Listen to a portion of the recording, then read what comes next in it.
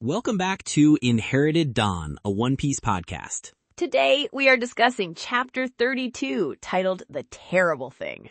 And that is an understatement. This entire chapter is just Zoro getting absolutely ground down. He's fighting a 2-on-1, he's outmatched, he's disarmed, and just when you think things can't get any worse for our crew on that oily slope, the real monster arrives. The whole atmosphere of the island just changes on a dime. The guys who were just giving Zoro the fight of his life are suddenly terrified because Captain Kuro is standing at the top of the hill and his plan is behind schedule. If you want to make sure you're on schedule for our next breakdown, you could always follow the show. It's the easiest way to guarantee our analysis arrives on time, unlike Kuro's crew. Ooh, that's cold, but you're not wrong. All right, let's dive in. The chapter picks up right where we left off, with Zoro facing down Sham of the Nyaban Brothers. He's managed to hold his own, but the situation is already getting dicey. And Zoro's first and only demand is simple. Give me back my swords. This is just basic swordsman etiquette. It's like a warrior's code. You can have a knockdown, drag-out fight, but there are lines you don't cross. Disarming someone is one thing, but what Sham does next is just, he just laughs at him. He refuses. It's more than a refusal. It's contempt. And then he does something worse. He picks up Zoro's 3 katanas, Wado Ichimonji, the sword that holds a sacred promise, and the 2 others he's carried since the beginning, and just tosses them aside into the dirt. It's so disrespectful. It's not just disarming him, it's treating the swords like they're garbage. For a swordsman like Zoro, that's probably a bigger insult than any punch you could throw. You can just feel the anger coming off him in waves. The swords are an extension of his soul, of his dream, especially Wado. That sword is the physical representation of his promise to Kuina. Tossing it aside like that is like spitting on her grave. It's a deliberate provocation, a calculated one. Sham knows what he's doing.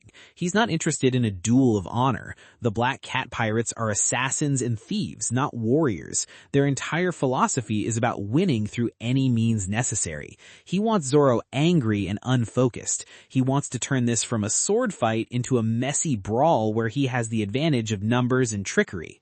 And Zoro, to his credit, channels that rage. He immediately goes on the offensive. He lurches forward and slices Sham clean across the chest. It looks like a perfect, decisive cut. Zoro even turns his back, believing the fight is over, and starts walking towards his swords. That panel is so cool. The confidence. He just assumes the job is done. It's the kind of confidence born from countless victories. He knows the feel of a successful cut. He knows when his blade has found its mark. In any normal fight against any normal opponent, he would have been right. But it's a trick. Sham gets back up, laughing, and then we get the reveal. This part is so ridiculous, but it's also kind of brilliant in a scummy way. The cut was perfect, but Sham is so absurdly skinny that all Zoro hit was his shirt. The blade passed right through the fabric without touching him. It's a pure sight gag. It's a cheap gag, but it works perfectly as a battle tactic. It throws Zoro off his rhythm completely. He was certain he'd won. He had already mentally moved on to retrieving his swords, and now he has to re-engage with an opponent he just can't seem to get a beat on. It attacks his confidence, making him question his own senses. Right. He has to be thinking, did I miss? How could I miss that? It's a mental blow as much as a physical one. And in that moment of hesitation, Sham tackles him and pins him down. And just as he's vulnerable, things get so much worse. Buchi, the other brother, leaps into the fight. Now it's a 2-on-1, and Zoro only has the one sword he was holding. The entire dynamic of the fight changes in an instant. This is where the fight really shifts from a tricky duel to a desperate struggle for survival. Buchi comes down with this huge, powerful strike, and Zoro manages to toss Sham aside and barely dodge. The attack just shatters the ground where he was standing a millisecond before. The sound effect for it is massive. It's not just a scratch, it's an explosion of force. Zoro immediately recognizes the danger. He says out loud that if that attack had connected, every bone in his body would be broken. This isn't an idle threat. It's a statement of fact from an expert fighter. That's not an exaggeration. This isn't just some guy with claws. Buchi has legitimate, monstrous strength. The kind of power that can just end a fight in a single hit. He's a walking sledgehammer. So you have Sham, this skinny, fast, tricky fighter that you can't even seem to land a hit on, and Buchi, this powerhouse who can crush you with one blow. So now Zoro is in an impossible position. He has one sword to defend against Sham's speed and tricks, and Buchi's overwhelming power. They're a perfectly balanced unit designed to overwhelm a single, stronger opponent. Sham distracts and creates openings, and Buchi delivers the finishing blow. And they don't give him a second to breathe. They come at him with this flurry of cat scratches, and all he can do is block. He's completely on the defensive, just trying to survive. You see the panels of him parrying blow after blow, sparks flying everywhere. He's not even trying to attack anymore. He's just trying not to get shredded. It's a classic pirate tactic. Overwhelm a superior fighter with numbers and chaos. It's not a duel. It's a mugging. They aren't trying to prove they're better swordsmen. They're just trying to win, to complete their mission. And for now, it is working. Zoro is completely pinned. And up on the hill, Usopp sees his friend in trouble and decides he has to do something. He's not just going to stand there and watch. He knows he can't fight them up close, but he has his slingshot. He has his skills. He pulls out his slingshot, takes aim, and fires. It's a brave move. He's terrified, but he's acting anyway. This is the core of Usopp's character, right here in these early chapters. He's trying to be the brave warrior of the sea he claims to be. But from Nami's perspective, it's a disaster. The shot seems to miss and just smacks Zoro right in the back of the head. Bonk. It's framed for comedy, but the situation is deadly serious. She immediately starts chewing Usopp out, screaming at him for being an idiot. It's an understandable reaction. From her point of view, Usopp just made a terrible situation even worse. He hurt their only defender. But Usopp immediately tells her that Zoro did it on purpose, that he intentionally moved into the path of the shot. This is what makes Zoro the first mate, right here. It's pure protector instinct. He yells at them that if they hit the Nyaban brothers, the brothers will just switch targets and go after them instead. He's taking friendly fire to keep the enemy's attention focused on himself. It's incredible. It's a calculated decision made in a split second. He's in the middle of a frantic 2-on-1 battle, parrying for his life, and he still has the situational awareness to see Usopp aiming, predict the trajectory, understand the strategic implication of Usopp hitting his target, and move his own body to intercept the projectile. It's an unbelievable display of battlefield command. It really is. He knows he's the only one there who stands a chance, so he has to keep all the attention, all the aggression focused squarely on himself. He's willing to get beaten down, outnumbered, and even shot in the head by his own ally to protect his crewmates. He's getting absolutely pummeled, and his first thought is still, how do I keep them safe? That's the bedrock of this crew's loyalty right there, being forged in fire on this stupid, oily slope. It's also a direct prequel to some of his most iconic moments later in the series. The willingness to absorb all the pain for his crew. That philosophy starts right here. He'd rather get hit by Usopp than risk Buchi and Sham even looking in Nami's direction. He understands that they are in mortal danger. So Nami, after yelling at Usopp, hears this and it clicks. She gets it. She realizes what Zoro is doing, the sacrifice he's making, and she realizes what she has to do. If Zoro can't get to his swords, she'll get them for him. She starts creeping towards where they were tossed. It's a very Nami solution. She isn't a fighter, and she knows it, but she's pragmatic. She's a navigator. She finds the path to the objective. She sees the problem. Zoro is nerfed without his Santoryu, and she moves to solve it.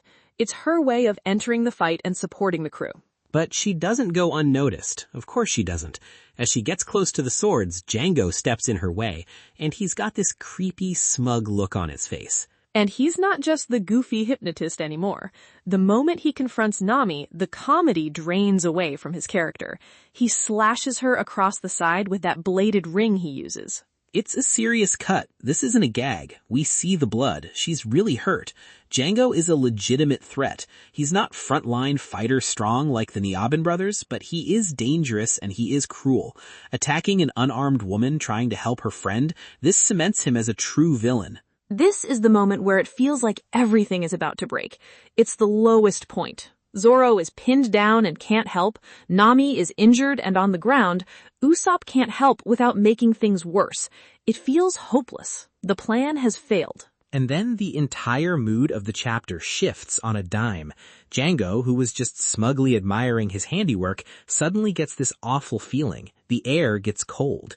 You can see the sweat beading on his face. At the same time, the Nyaban brothers just freeze mid-attack. The aggression, the bloodlust, it all just drains out of them and is replaced by pure, abject terror. They look like they've seen a ghost.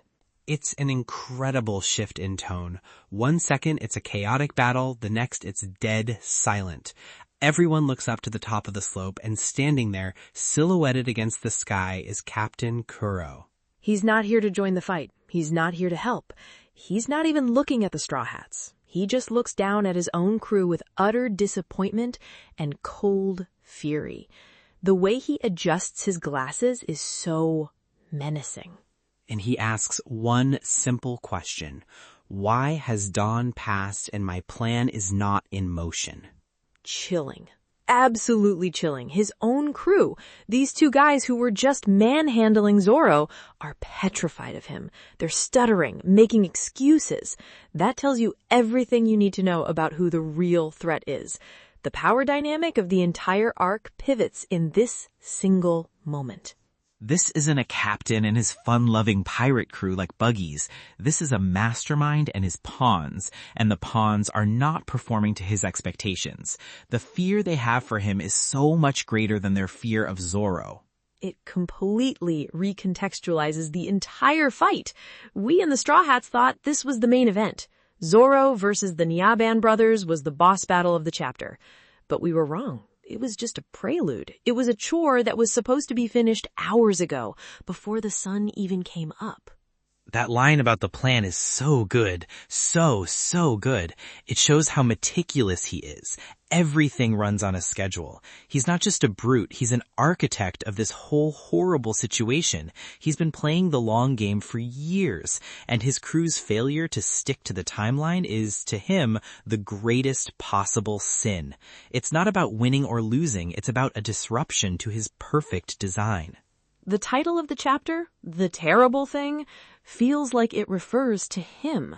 The fight was terrible, Nami getting hurt was terrible, but Kuro is the terrible thing. He is the horror that was lurking in the background this whole time, the true monster of the island.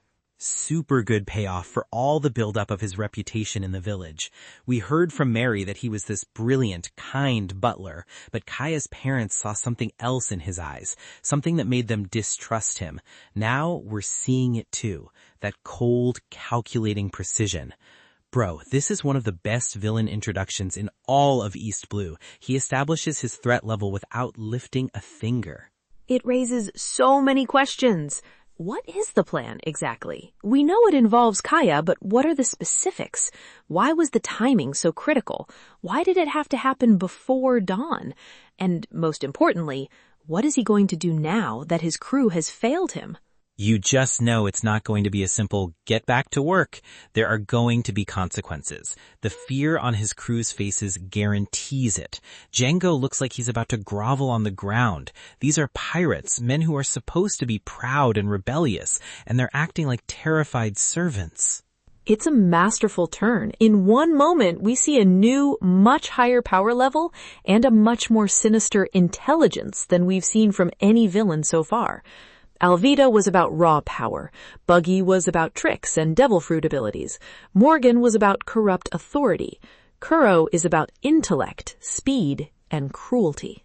Absolutely. This plan of his is clearly very intricate. We'd love to hear what you think the plan entails. Is it just about the money, or is there something more to it? Let us know your full-blown theories in the comment section below. Okay, it's that time. Predictions for Chapter 33. Franky, what do you have? All right, prediction number 1, and I feel super strong about this. Kuro's first move is not to attack Zoro or Nami or Usopp. It's to attack his own men. He's going to make an example out of Buchi and Sham for their incompetence. It's the fastest way to show us, not just tell us, how ruthless he really is. He needs to reassert his dominance and get his crew back in line through fear. That feels very plausible. A show of force to reestablish control and demonstrate the price of failure. I like that. What else do you have? My second prediction is Luffy is going to arrive, and it's going to be in the most chaotic, unplanned way possible. He's probably still lost or fell asleep somewhere, and he's going to stumble onto the slope by complete accident, probably slipping on the oil and rolling down the hill like a bowling ball, taking out Django on his way in without even realizing it. His arrival will be what breaks the terrible, suffocating tension Kuro just created. It'll be a complete tonal shift.